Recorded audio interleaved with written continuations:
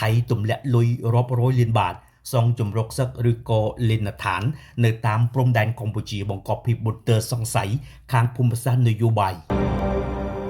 ស្របពេលដែលភាពតានតឹងនឹងការប្រកួតប្រជែងឥទ្ធិពលនៅតាមបណ្ដោយព្រំដែនកម្ពុជាថៃនៅតែជាប្រធានបទដ៏រសើបរដ្ឋាភិបាលទីក្រុងបឹងកក់របស់នីអានូទីនបានធ្វើឲ្យមជ្ឈដ្ឋានជាតិនិងអន្តរជាតិចាប់អារម្មណ៍សារជាថ្មីម្ដងទៀតតាមរយៈការប្រកាសទម្លាក់កញ្ចប់ថវិកាបន្ទាន់រាប់រយលានបាតដើម្បីសាងសង់ហេដ្ឋារចនាសម្ព័ន្ធការពារខ្លួននៅជាប់នឹងខ្សែបន្ទាត់ព្រំដែនកម្ពុជាថៃក្រោមលេសការត្រៀមបង្ការគ្រោះអាសន្នយោងតាមការចុះផ្សាយដោយប្រព័ន្ធផ្សព្វផ្សាយថៃ Amarin TV អ្នកនាំពាក្យរងរាជរដ្ឋាភិបាលថៃរបស់នីអានូទីនបញ្ជាក់ថាគណៈរដ្ឋមន្ត្រីថៃបានអនុម័តកញ្ចប់ថវិកាមជ្ឈិមឆ្នាំ2026រហូតដល់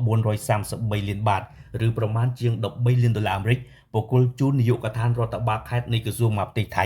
ដើម្បីអនុវត្តគម្រោងពង្រឹងខ្សែត្រៀមជួរក្រោយនៅតាមបណ្ដាខេត្តជាប់ព្រំដែនទាំង7ជាមួយនឹងកម្ពុជាការប្រកាសផ្ដល់នឹងទម្លាក់កញ្ចប់ថវិកាលឿនដោយផ្លេបន្ទោលកើតឡើងក្រោយព្រះវត្តមានក្សត្រីសុរិនថនបានយាងមកកាន់ព្រំដែនខេត្តសុរិនដើម្បីសួរសុខទុក្ខពិនិត្យមូលដ្ឋានកងទ័ពនៃកងកម្លាំងសូរនារីឬក៏ទាហានឈុតខ្មៅរបស់ថៃដែលបង្កើតឡើងដោយក្សត្រីសុរិនថនអងឯកនេះផ្ទាល់ហើយគ្រានោះសុរិនថនបានស្នើឲ្យមានការយកចិត្តទុកដាក់បន្ថែមនៅក្នុងការសាងសង់លីនដ្ឋាននិងត្រង់សេដើម្បីការពារខ្លួនពីការវិប្រហាដើម្បីផ្ដល់សុវត្ថិភាពជូនពលរដ្ឋថៃនៅតាមព្រំដែនក៏ដូចជាកងកម្លាំងសូរនារីរបស់ថៃដែលក្សត្រីសុរិនថនបានបង្កើតឡើង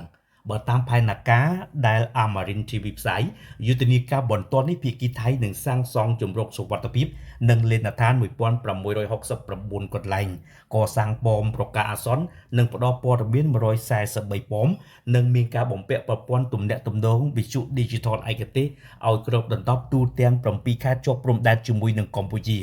បើទោះបីភាគីថៃព្យាយាមបកស្រាយថានេះគឺជាវិធានការការពារជនស៊ីវិលនិងមន្ត្រីមូលដ្ឋាននៅក្នុងគ្រាអាសន្នយ៉ាងណាក៏ដោយអ្នកវិភាគភូមិសាស្ត្រនយោបាយមើលឃើញថាទង្វើនេះអាចថាជាការបង្កើតភាពភ័យខ្លាចដើម្បីបម្រើយុទ្ធសាស្ត្រលេបទឹកដី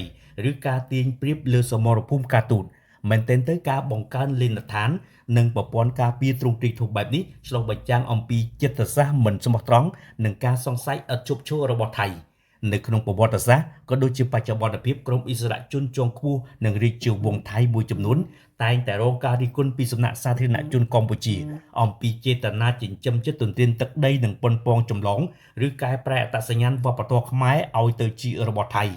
ការសាងសង់លិនដ្ឋានការពារនៅជាប់ព្រំដែនកម្ពុជាថៃបែបនេះត្រូវបានមើលឃើញថាជាការសម្ដែងតួជាជនរងគ្រោះខណៈដែលទីពិតភាគីថៃខ្លួនឯងទេដែលជាអ្នកតែងតែបង្កហេតុនិងរក្សាអរិយាប័ត្រលេបប្របាក់ទឹកដីនិងវប្បធម៌អ្នកជិតខាងមិនចេះចប់មិនចេះហើយតើនេះជាការការពារជាតិដោយសុចរិតឬគ្រាន់តែជាល្បិចដុតបញ្ចេះជាទយមផ្ទៃក្នុងនិងការរៀបចំយុទ្ធសាស្ត្រជ្រៀតពានរយៈពេលវែងនៅតាមខ្សែបន្ទាត់ព្រំដែនកម្ពុជាថៃ